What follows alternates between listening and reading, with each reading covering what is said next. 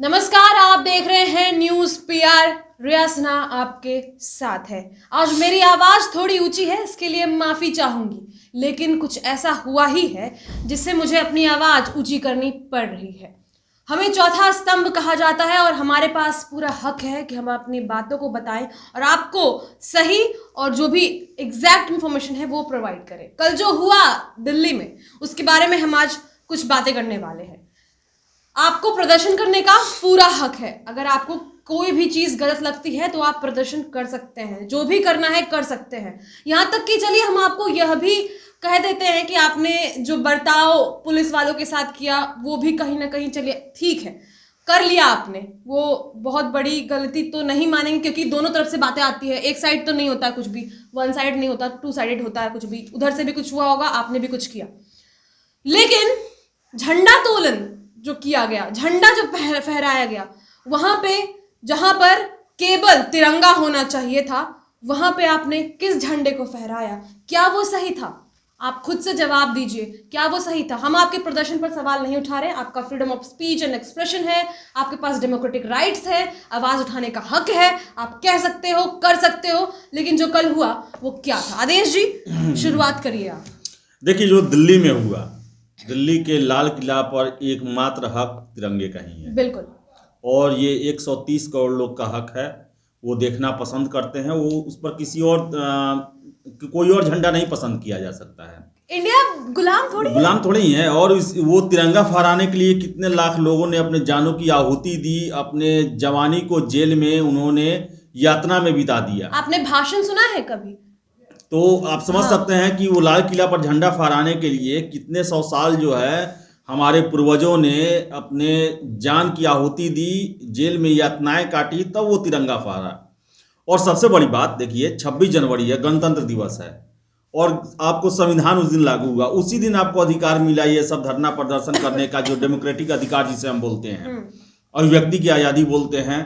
और उसी दिन को शर्मसार करने की कोशिश की गई। और सबसे अहम बात कि जो पाकिस्तानी लोग हैं, उन्होंने ट्वीट किया है, एक फर्स्ट पाकिस्तान करके एक ट्विटर हैंडल है, जहां पर ट्वीट किया गया है कि ये एक ऐतिहासिक दिन है पाकिस्तान के लिए, कि वहां पर किसी और का झंडा फहराया गया और वहां पे इंडिया का झंडा नहीं है। और ये इस तरीके से हम टुकड़ों में बांटने की कोशिश कर रहे हैं, आप बांटने की कोशिश कर रहे हैं। जिन्होंने भी ये काम किया बिचौलिए हैं, ये किसान नहीं है, ये बिचौलिए हैं, जिन्होंने किसानों के आड़ में ये सब कुछ किया। ये देशद्रोही हैं।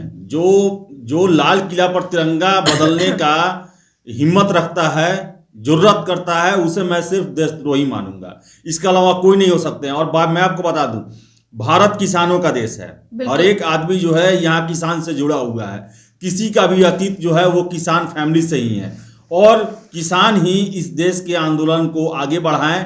किसान आंदोलन चला, किसान स्वतंत्रता संग्राम में भाग लिए।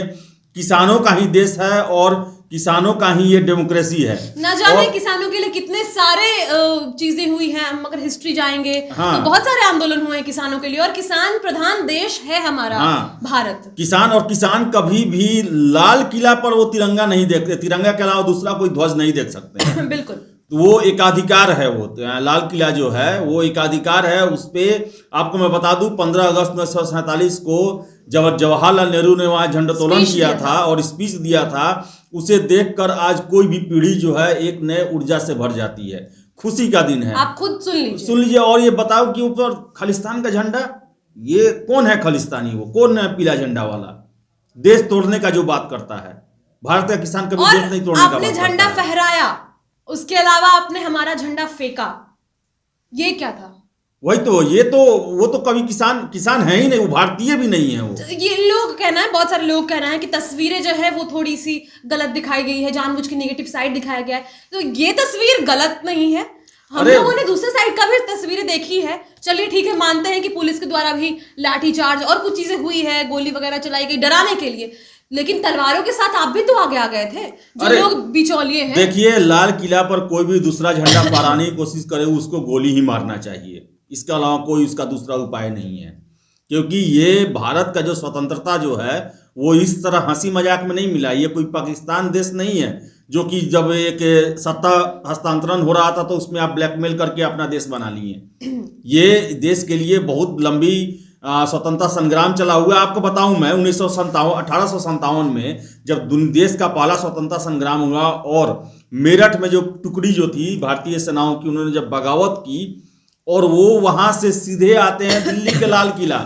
बहादुर शाह जफर उसमें मुगल बादशाह हुआ करते थे और लाल किला जो है भारत का वो ऐतिहासिक सत्ता का वो प्रतिनिधित्व करता है और उस पर कोई दूसरा झंडा बर्दाश्त किया ही नहीं जा सकता है। और ये जो किसान हैं, जो तथाकथित किसान हैं, 2 नंबरी किसान हैं, जो कि विदेशों के पैसे पर फंडिंग हो रहा है, 60 दिनों से ये 5 स्टार होटल का खाना खा रहे हैं और 50 करोड़ का तेल फूंक दिए, इनकी फंडिंग कहां से हो रही है?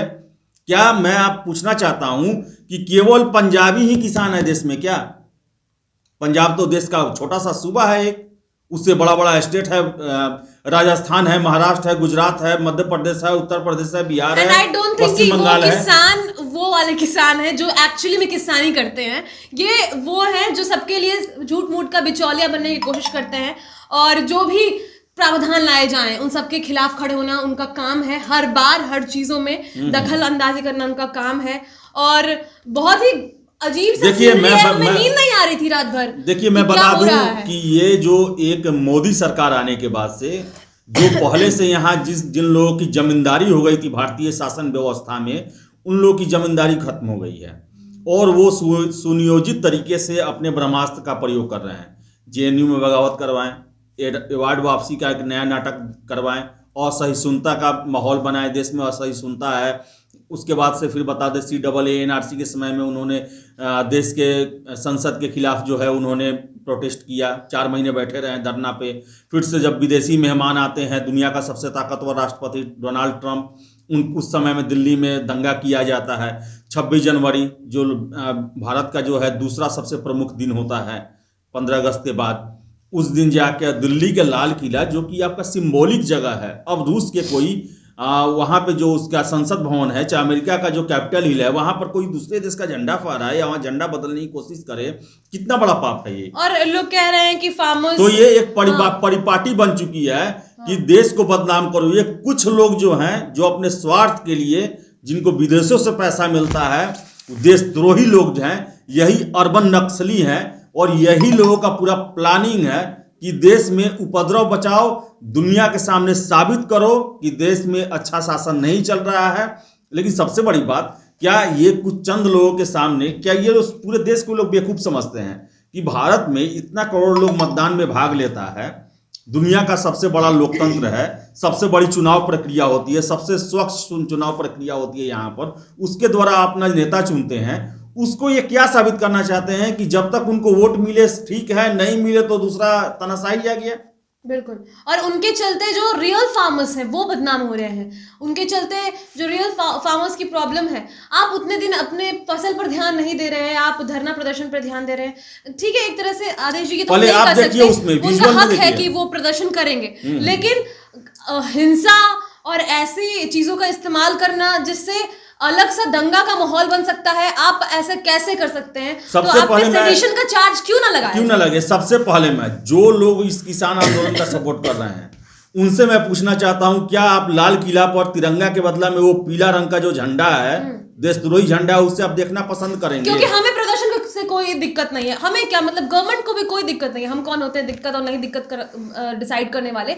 लेकिन प्रदर्शन के नाम पर ये सब कुछ, क्या आप झंडा देख सकते हैं किसी और का? अपने देश का झंडा हटाकर किसी और देश का झंडा लगाया जाए? बस इस सवाल का जवाब हमें चाहिए। आप कमेंट बॉक्स में दे सकते हैं, आप हमारी बातों से इत्तेफाक नहीं भी रखते होंगे, आपका अपना अलग पॉइंट है और जबरदस्ती देखिए लाल किला पर तिरंगा के अलावा दूसरे झंडे का इत्तेफाक रखना उससे हमको मतलब नहीं है। वो उसका सपोर्ट करते हैं तो उन्हें भी मैं देशद्रोही मानूंगा, सीधे मेरा इस पे क्लियर कट है। दिल्ली के लाल किला पर तिरंगा का अधिकार है, जो भारतीय हैं वो उस पर तिरंगा ही देखना चाहते हैं, कोई और ध्वज नहीं देखना चाहते हैं, और जो इसका सपोर्ट नहीं करते हैं वो देशद्रोही है। सबसे बड़ा और सवाल, देशद्रोही के साथ निपटना चाहिए। झंडा बदलने का क्या तुक बन रहा था इस प्रदर्शन में? ये 26 जनवरी देश के गणतंत्र दिवस के दिन ये दिखाने का प्रयास किया जा रहा था, ये खालिस्तान आंदोलन को दिखाने का, आखिर पाकिस्तान से आया कि ऐतिहासिक दिन है, इसका मतलब क्या था वो? हाँ, पाकिस्तान फर्स्ट नाम का ट्विटर हैंडल ने बकायदा ट्वीट किया है कि यह एक हिस्टोरिक दिन है, हमारा झंडा वहां है। मतलब व्हाट इज दिस? और यही संदेश चाहते थे आप, जिन्होंने ये काम किया है और जो उन लोगों को सपोर्ट करते हैं, क्या आप यही सुनना चाहते थे, यही देखना चाहते थे? देखिए, किसान आंदोलन की आड़ में देश तोड़ने की गतिविधि है और भारत किसानों का देश है। किसानों ने ही यहाँ स्वतंत्रता प्राप्त की है। 1857 का विद्रोह आपने पढ़ा होगा, उसमें क्या था एक कारण में कि वर्दी वाले किसानों ने बगावत किया था। भारत किसानों का देश है और किसान जो है कभी भी तिरंगा के अलावा दूसरा ध्वज नहीं देख सकता है। हाँ, हमारी जो है मत भिन्नता हो सकती है सरकार से। सरकार ऐसे नियम बनाती है जिससे लोगों को विरोध होता है, विरोध के बाद उसे बदला भी जाता है, विरोध के बाद उसमें चेंज भी किया जाता है, परिवर्तन संशोधन सब किया जाता है, लेकिन कभी भी झंडा बदलने का काम नहीं किया जाता है। क्योंकि जब तक देश नहीं रहेगा, जब तक यहाँ पर संवैधानिक मूल्य नहीं रहेंगे, जब तक संविधान नहीं रहेगा, आपको गोली मार दिया जाएगा। याद है 11 अगस्त 1942 जब पटना सचिवालय पर जब छात्रों ने झंडा बदलने के लिए यहीं आगे बढ़े थे, विदेशी शासन था, गोली मार दिया गया था 7 जवानों को। यहाँ पर गोली नहीं मारा गया क्योंकि भारत में अभी भी संविधान लागू है। वही सवाल हम पूछना चाह रहे थे। बहुत लोगों का सवाल ये भी है कि अगर इतना ही सब कुछ हो रहा था तो मोदी गवर्नमेंट एक दिन के लिए शांत क्यों है? ऐसा लोगों का कहना है कि दिखावा है एक दिन की शांति, जानबूझकर वो भी कुछ बड़ा कर सकते थे, जानबूझकर वो शांति दिखा रहे हैं, ऐसा आरोप है। देखिए, ये डेमोक्रेटिक गवर्नमेंट है, इसलिए वो सारे तरह का विरोध देख भी रही है। नहीं तो आपको याद होगा कि रामदेव बाबा कैसे खदेड़ा गया था। आपको याद होगा रामदेव बाबा कैसे खदेड़ा गया था और कैसे 1975 में इमरजेंसी लगाकर सारी जो संवैधानिक मूल्य जो है उसको बंद कर दिया गया था।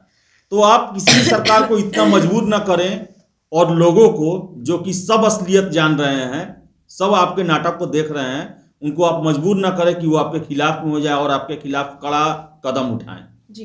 तो लाल किला पर कोई और झंडा नहीं देखा जा सकता है।